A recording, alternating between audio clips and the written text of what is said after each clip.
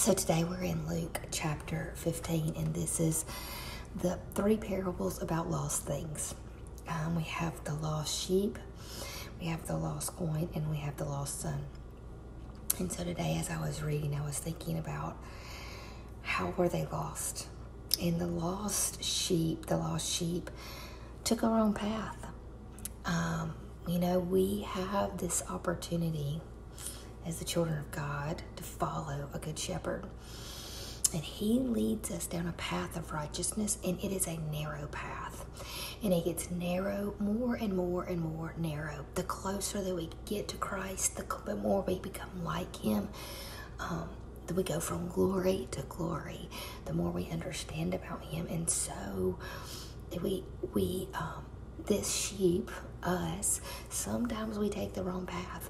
We see this wider path that's a path that's got less resistance, less tension, and we might get off on that wrong path. We might think we know better, but Jesus he pursues us. He pursues us when we go that way. Then the lost coin, I thought it was interesting that the lost coin was lost in the house, which made me think about when we might find ourselves sitting in church and we feel lost, we feel alone, we feel disconnected. My house, my body, this is the house of God. This is where he dwells. And sometimes I feel lost in my own body, uncertain. Or the son got a lost perspective and lost priorities. We can do that so easily, can't we?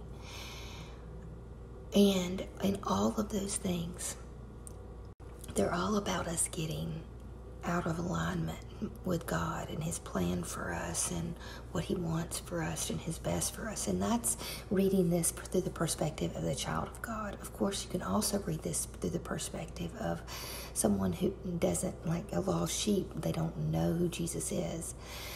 Or a lost coin, those that don't know him. Absolutely.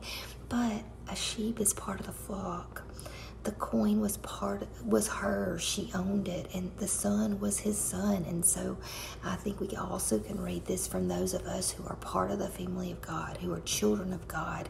And when we get on a wrong path, when we take a wider path and God's calling us to a more narrow, when we get lost in our own body and we lose sight of things, or when we get our priorities mixed up, whatever it might be, when we get lost, Jesus, God, Holy Spirit pursues us. And he comes after us and he brings us back in. He put the sheep on his shoulders and carried him back to the path of righteousness. Let him lay down in green pastures, put him beside still waters, gave him time to rest and recover and recoup and continue to move with the flock. Or the body, she searched high and low, went after that coin, that thing that was missing. She searched for it. Are we putting effort into searching and looking and doing the work with the Lord and searching our hearts? And how are we lost in our bodies? And what does he want to heal and restore and bring back into alignment? And have we gotten our perspective off? Have we gotten our priorities wrong? Have we allowed idols? Are we going after our own way, what we think is best? God is pulling us back in, saying, hey, let's realign, let's refocus. So today, if you feel a little lost in some area, know that your Father, your Heavenly Father, your good shepherd, he's pursuing you, and he's not giving up on you. And that's good news. Today, your personal trainer is saying, hey, if you feel a little lost, I'm here. I'm ready to give you direction. I'll show you how to do it. Come to me. Come to me. Hey, you don't even have to pay for the training session. I paid for it. I paid for it. You just get to come and be with me. What a gift. What a gift. So I hope you take that in. Read Luke 15 today. Meditate on it. Come back to it multiple times throughout the day. Ask the Lord to search you, show you where you've gotten off target, where you've gotten a little lost inside yourself, where you've allowed priorities. Ask him to show you, and he will. He'll get you back on target.